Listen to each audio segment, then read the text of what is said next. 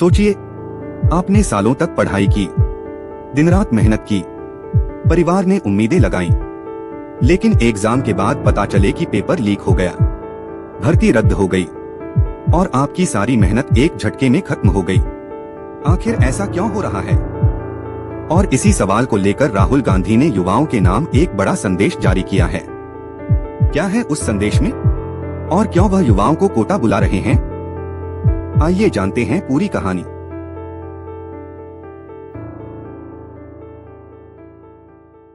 हाल ही में राहुल गांधी ने अपने YouTube चैनल पर युवाओं और जेन जेड को संबोधित करते हुए एक पोस्ट शेयर की।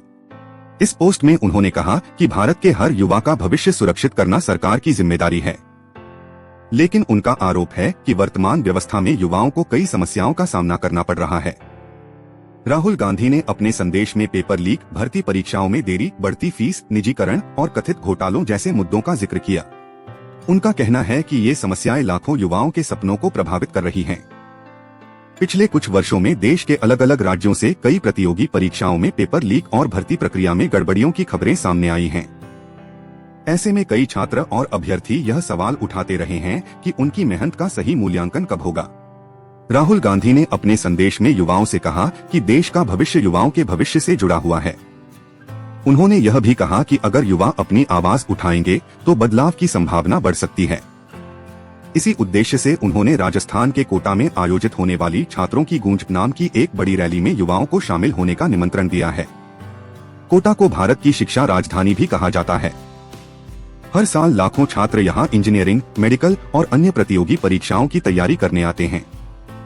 इस वजह से युवाओं और शिक्षा से जुड़े मुद्दों पर चर्चा के लिए कोटा एक महत्वपूर्ण स्थान माना जाता है। राहुल गांधी का कहना है कि देश के हर शहर, हर कस्बे और हर गली से उठने वाली छात्रों की आवाज को एक बड़ा आंदोलन बनाया जा सकता है। हालांकि दूसरी तरफ सरकार और उसके समर्थकों का कहना है कि युवाओं के लिए रोजगार, शिक्षा और स्किल डेवलपमेंट के क्षेत्र में लगातार काम किया जा रहा है। यानी इस मुद्दे पर राजनीतिक बहस जारी है। लेकिन एक बात साफ है, चाहे किसी भी पार्टी की बात हो, पेपर लीक, बेरोजगारी, भर्ती में देरी और शिक्षा की लागत जैसे मुद्दे आज करोड़ों युवाओं को प्रभावित कर रहे हैं। और यही कारण है कि ये विषय लगातार चर्चा में बने रहते हैं। अब सवाल आपसे है, क्या आपको लगता है कि युवाओं की समस्याओं पर और ज्यादा ध्यान देने की जरूरत है?